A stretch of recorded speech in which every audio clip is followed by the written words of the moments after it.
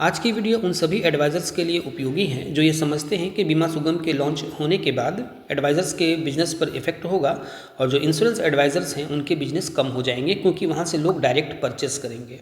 जैसा कि आप सभी जानते हैं कि बीमा सुगम एक मार्केट प्लेस है, अमेजन लाइक मार्केट प्लेस है, जहाँ पर सभी कंपनियों के सारे प्रोडक्ट्स उपलब्ध होंगे, चाहे वो जनरल के प्रोडक्ट्स हों, लाइफ के प्रोडक्ट्स हों या हेल्थ के प्रोडक्ट्स हों। सभी कंपनियों के सारे प्रोडक्ट्स, इंश्योरेंस प्रोडक्ट्स वहाँ पे उपलब्ध होंगे। जिस तरह से अमेज़न में सभी कंपनियों के प्रोडक्ट्स उपलब्ध होते हैं या फ्लिपकार्ट में सभी कंपनियों के प्रोडक्ट्स उपलब्ध होते हैं, वैसा ही ये एक प्लेटफॉर्म है जहाँ पर सभी कंपनियों के सभी प्रोडक्ट्स होंगे और वहाँ से डायरेक्ट भी परचेज़ कर पाएंगे कस्टमर्स, और जो एडवाइज़र्स हैं वो भी कस्टमर के बिहाफ पर अपने कोड के माध्यम से सेल कर पाएंगे।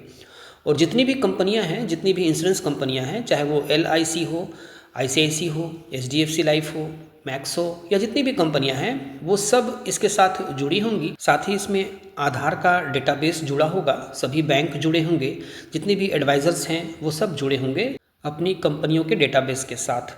और जितनी भी कंपनियां हैं उनका अपना अलग अलग प्लेटफॉर्म है। जैसे LIC का ऑनलाइन प्लेटफॉर्म आनंदा है, इसी तरह से सभी कंपनियों के अपने प्लेटफॉर्म्स हैं, वो सब इसके साथ लिंक्ड होंगे। यदि वो आनंदा से पॉलिसी करेंगे वो भी यहाँ पर शो करेंगे, और अगर आप यहाँ से पॉलिसी करेंगे तो फिर वो LIC के या दूसरी कंपनियों के अपने वेबसाइट पर भी शो करेंगे। तो इस तरह से ये एक ऐसा डिजिटल प्लेटफॉर्म होगा जहाँ पर पूरी इंश्योरेंस इंडस्ट्री जुड़ी होगी। चाहे आप ऑनलाइन अपने ऑफिस के वेबसाइट से पॉलिसी करें या फिर आप बीमा सुगम के माध्यम से पॉलिसी करें या कहीं भी पॉलिसी करें, ऑफलाइन करें, तो ये सारी चीज़ें यहाँ जुड़ी होंगी और यहाँ पर वो सारी चीज़ें लोग देख पाएंगे जो उनको रिक्वायर्ड होंगी अपने इंश्योरेंस से रिलेटेड। यहाँ से वो क्लेम प्रोसेस भी कर पाएंगे, एजेंट भी क्लेम प्रोसेस कर पाएंगे, सर्विसिंग दे पाएंगे, जितनी भी रिक्वायरमेंट्स है सर्विसिंग की वो सारी चीज़ें आप यहाँ से कर पाएंगे। तो ये एक सुपर ऐप है जो कि सभी इंश्योरेंस कंपनियों के लिए है, क्योंकि इसको IRDA ने लॉन्च किया है, तो ये सभी कंपनियों के लिए है, किसी एक कंपनी के लिए नहीं है। बाकी सभी कंपनियों के अपने अपने जो ऐप्स हैं वो सब काम करेंगे और वो सारे ऐप्स इसके साथ जुड़े होंगे। तो ये एक शॉर्ट परिचय बीमा सुगम के बारे में आपको दी गई। तो अब इससे सवाल ये उठता है कि क्या इससे LIC एडवाइज़र्स या जितने भी इंश्योरेंस एडवाइज़र्स हैं उनके काम पर इफ़ेक्ट होगा, उनके बिजनेस डाउन हो जाएंगे? तो नहीं होंगे। ये साफ जाहिर है कि इससे किसी तरह का बिज़नेस पर कोई इफ़ेक्ट नहीं होगा, और जिस तरह से बिज़नेस होती आ रही है, जो भी एडवाइज़र्स हैं उनकी बिज़नेस उसी तरह से होती आएगी, होती चली जाएगी। इस पर डिस्कस करेंगे, लेकिन आगे बढ़ने से पहले आप लोगों को बता दूं कि यह चैनल फाइनटेक गाइड कम्प्लीटली LIC के एडवाइज़र्स को डेडिकेटेड चैनल है। यदि आप LIC के नए या पुराने एडवाइज़र हैं और अभी तक आपने इस चैनल को सब्सक्राइब नहीं किया है तो इस चैनल को ज़रूर सब्सक्राइब कर लें। साथ ही बेल आइकन का ऑल पर सेट कर दें, जिससे जब भी कोई नई वीडियो अपलोड हो तो उसका नोटिफिकेशन आपको प्राप्त हो जाए। साथ ही इसके प्लेलिस्ट को भी आप ज़रूर फॉलो करें, वहाँ देखें अलग अलग ग्रुप्स में आपके लिए उपयोगी वीडियोज़ हैं। चलिए आज के टॉपिक पर आगे बढ़ते हैं। अभी तक जितने भी इंश्योरेंस एडवाइज़र्स हैं वो कंपनी के बिहाफ पर पॉलिसीज़ करते आ रहे थे, चाहे वो ऑफलाइन हो या ऑनलाइन हो। विशेषकर जो LIC के एडवाइज़र्स हैं वो ऑफलाइन पॉलिसी करते आ रहे थे, कस्टमर से मिलते थे, उनसे प्रपोजल साइन करवाते थे, डॉक्यूमेंट्स लाकर ऑफिस में सबमिट करते थे और पॉलिसी करते थे।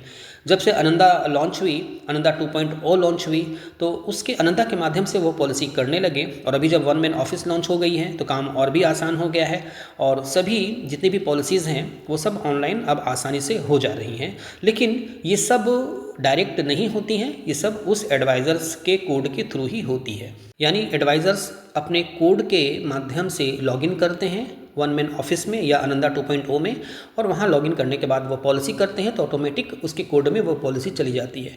लेकिन अब जबकि बीमा सुगम लॉन्च हो गई है तो वहाँ से कोई भी कस्टमर्स किसी भी कंपनी पर क्लिक करके उसके प्रोडक्ट्स को देखेंगे, प्रोडक्ट्स मैच करेंगे और जब पॉलिसी खरीदेंगे तो वहाँ पर वो किस तरह का कोई एडवाइज़र नहीं होगा।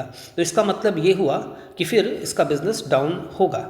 लेकिन आपको ये जानकारी होनी चाहिए कि ये 17 सितंबर 2025 को ये बीमा सुगम लॉन्च हुई है, लेकिन आपको पता है कि लोग अभी बहुत ज़्यादा इन्वेस्टमेंट करते हैं। लोग FD, जो बैंक के FD हैं या पोस्ट ऑफिस के FD हैं या पोस्ट ऑफिस के RD हैं या बैंक के RD हैं, उधर से हटकर लोग अब म्यूचुअल फंड में SIP करवाते हैं। आप सभी को जानकारी होनी चाहिए कि अभी SIP का AUM बढ़ता जा रहा है। कारण यह है कि वो इन्वेस्टमेंट एक बढ़िया प्लेटफॉर्म है जहाँ पर अच्छी खासी रिटर्न मिलती है। तो यहाँ पर मार्केट रिलेटेड ग्रोथ भी मिलती है, प्लस अच्छी खासी सेविंग्स होती है। यहाँ पर मैं इसकी तारीफ़ इसलिए कर रहा हूँ क्योंकि आपको हर चीज़ की नॉलेज होनी चाहिए। ऐसा नहीं है कि आंखें बंद करके आप किसी की बुराई करें या किसी की तारीफ़ करें। लेकिन इंश्योरेंस का अलग कॉन्सेप्ट है और म्यूचुअल फंड का अलग कॉन्सेप्ट है, इन्वेस्टमेंट का अलग कॉन्सेप्ट है, हेल्थ इंश्योरेंस का अलग कॉन्सेप्ट है। जो लाइफ इंश्योरेंस लेंगे वो लाइफ इंश्योरेंस को समझ कर ही लेंगे, क्योंकि उससे उनके फैमिली की सिक्योरिटी होगी। जो हेल्थ इंश्योरेंस लेंगे वो हेल्थ इंश्योरेंस या मेडिक्लेम को समझते हैं कि वो क्यों ज़रूरी है, जिससे कि उसकी जो जमा पूंजी और इन्वेस्टमेंट है वो ख़त्म ना हो जाए। और जो इन्वेस्टमेंट करेंगे उनको मालूम है कि इन्वेस्टमेंट मेरे लिए क्यों ज़रूरी है। एक गोल बेस्ड इन्वेस्टमेंट वो जब करते हैं, म्यूचुअल फंड में SIP वगैरह करवाते हैं, तो उसका एक अलग कॉन्सेप्ट है। उसकी तुलना इंश्योरेंस के साथ नहीं हो सकती, क्योंकि जो चीज़ें इंश्योरेंस में मिलेगी वो म्यूचुअल फंड में नहीं मिलेगी। तो ये सारी चीज़ें अलग टॉपिक की हैं, जिन पर बहुत सारी वीडियोज़ इस चैनल पर अपलोड की गई हैं, उनको आप देखें और सीखें। यहाँ पर इस टॉपिक पर बात करने की आवश्यकता नहीं है। यहाँ पर बात हो रही है कि एडवाइजर्स पर क्या इफेक्ट होगा इस बीमा सुगम का।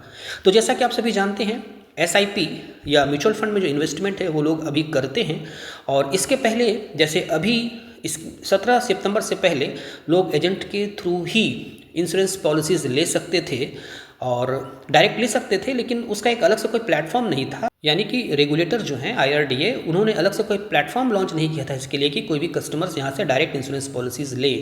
उसी तरह से म्यूचुअल फंड में भी लोग एजेंट के थ्रू ही इन्वेस्टमेंट कराते थे, SIP कराते थे या FD वगैरह करते थे, जो कि केवल एजेंट के थ्रू ही होती थी। और ये डायरेक्ट म्यूचुअल फंड लॉन्च हुई 1 जनवरी 2013 को। सेबी, जो कि इनका रेगुलेटर है, जो म्यूचुअल फंड को रेगुलेट करते हैं, इनके इन्वेस्टमेंट को रेगुलेट करते हैं, और जितनी भी AMCs और कंपनियां हैं उन सब को रेगुलेट करने का काम सेबी करती हैं।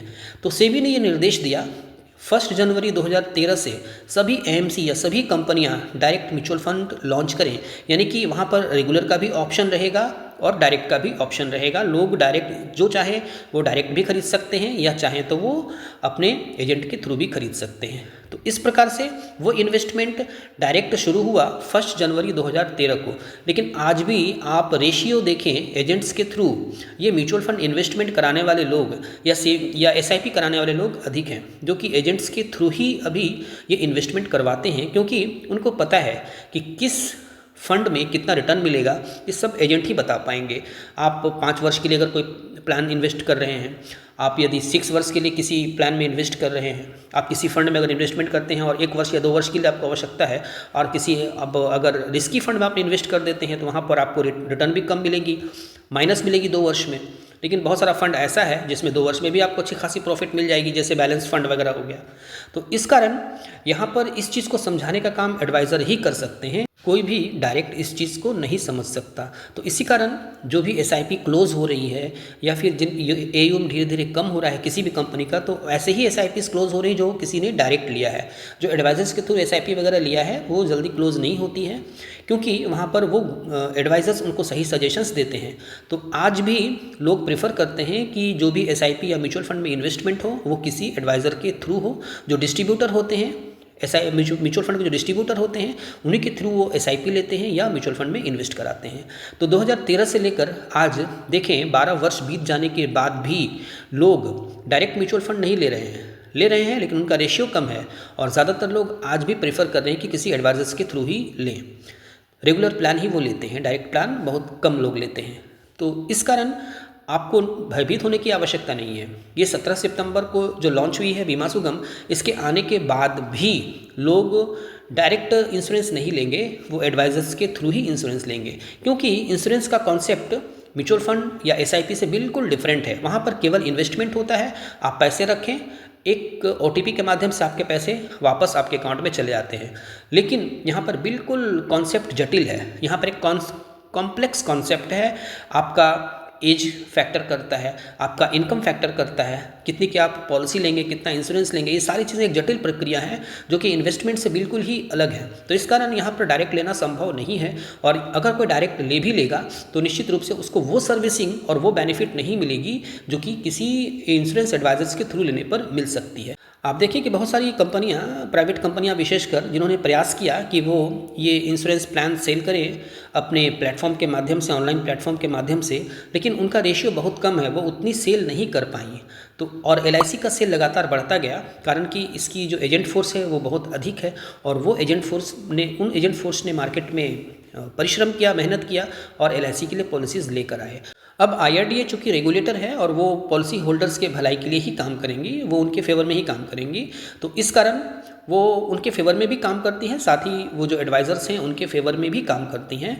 तो एडवाइज़र IRDA का काम था ये प्लेटफॉर्म लॉन्च कर देना, जो कि ज़रूरी थी क्योंकि हर कंट्रीज़ में इस तरह के प्लेटफॉर्म्स हैं।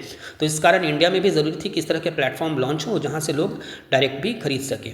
लेकिन जब वहाँ पर वो ख़रीदने जाएंगे तो फिर वहाँ पर जो उसका मेडिकल का ऑप्शन है, एक एज फैक्टर है, एक इंश्योरेंस फैक्टर है, वो सारी चीज़ों को ठीक ढंग से समझ नहीं पाएंगे और वो किसी एडवाइज़र के थ्रू ही इंश्योरेंस पॉलिसीज़ लेंगे। आज भी इतने वर्षों के बाद लोग जो सिंपल कॉन्सेप्ट वाला जो इन्वेस्टमेंट है SIP या म्यूचुअल फंड में जो FD वगैरह वो लोग करते हैं, जो कि सिंपल कॉन्सेप्ट है, सिर्फ रखिए और पैसे उठा लीजिए। लेकिन यहाँ पर एक जटिल प्रक्रिया है इंश्योरेंस। तो यहाँ पर आप निश्चिंत रहें, आप किसी भी इंश्योरेंस एडवाइज़र का किसी तरह का कोई बिजनेस पर इफेक्ट नहीं होगा और उनकी बिज़नेस उसी तरह से ग्रो करेगी जैसे कि चलती आ रही हैं और लोग एडवाइज़र्स के थ्रू ही इंश्योरेंस पॉलिसीज़ लेंगे। फाइनटेक गाइड ने इस तरह के बहुत सारे रिसर्च इस पर अपलोड किए हैं, आप उनको देख सकते हैं और उनसे भी सीख सकते हैं कि एक LIC एडवाइज़र किस तरह से अपने बिजनेस को ग्रो कर सकता है। तो उम्मीद है ये डिटेल्स यहाँ पर सब क्लियर हो गई होंगी। फिर भी यदि आप कोई प्रश्न पूछना चाहते हो तो आप कमेंट कर सकते हैं। फाइनटेक गाइड की तरफ से ज़रूर आपके प्रश्नों का उत्तर दिया जाएगा यदि उत्तर शॉर्ट में देना संभव हुआ। इस वीडियो को अन्य एजेंट फ्रेंड्स के बीच ज़रूर शेयर करें और इसको लाइक करना बिल्कुल न भूलें और इस तरह के अन्य वीडियोस प्राप्त करने के लिए इस चैनल को ज़रूर सब्सक्राइब कर लें, साथ ही बेल आइकन को ऑल पर सेट कर दें। Thank you.